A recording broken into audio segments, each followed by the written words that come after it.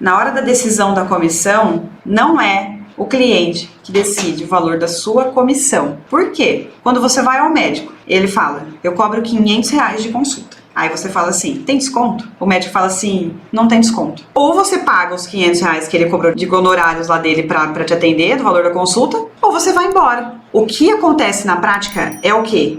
O corretor, ele deixa com que o cliente decida por ele a comissão. Quem decide o valor do seu trabalho é você. Carol, mas aí eu não consigo o cliente. Ele não quer pagar 6%, ele não quer pagar 7%, 8%, 10%, ele não quer. Gente, ele não tem que querer. O cliente tem que aceitar a proposta de valor que você oferece. Ele tem que aceitar que você trabalha dessa forma. Se ele não quiser aceitar, outros vão querer. Por isso que a classe precisa se unir muito para valorizar o corretor de imóveis no mercado imobiliário. Quanto mais a gente valorizar o corretor e ensinar o corretor a trabalhar gerando valor para o cliente dele, a gente ensinar que o corretor não pode gerar aviltamento de honorários no mercado, os clientes vão parar de fazer isso, porque a gente não fica discutindo com o médico quanto que ele cobra na consulta dele. Por que o cliente aqui tem que vir pedir desconto? Apresenta para o cliente quantidade de coisas que você faz. Só que, infelizmente, tem corretor que não sabe.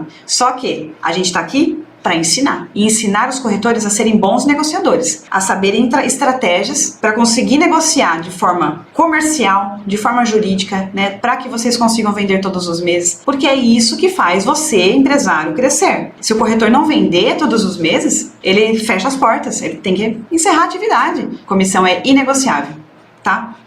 Quem que faz o pagamento da comissão? Segundo ponto. Quem faz? Quem contratou o serviço. É o proprietário? É o proprietário. É o comprador? É o comprador.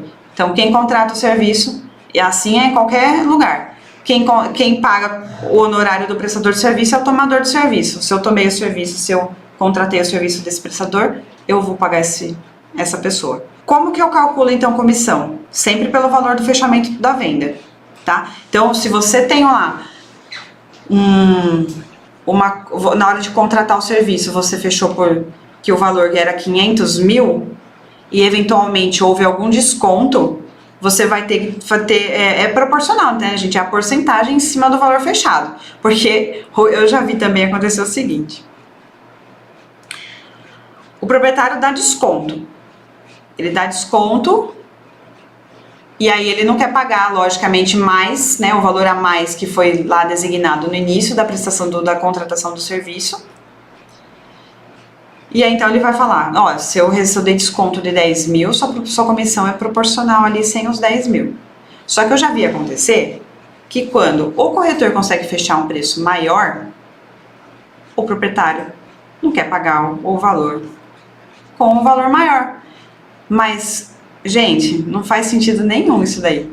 Porque é porcentagem. Porcentagem, ela incide sobre um valor cheio, né, sobre uma base de cálculo, vamos chamar assim, se a gente levar para o mundo do tributário, né, é uma base de cálculo. Então tá bom, se eu tenho uma base de cálculo, minha porcentagem incide sobre aonde?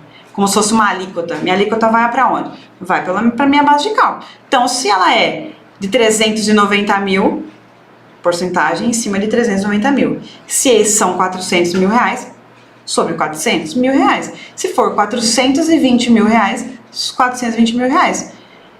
Então, se o cliente falar para você, ah, mas a gente falou lá atrás que era 400, então assim, eu não vou pagar sobre 420. Não permita que isso aconteça, tá?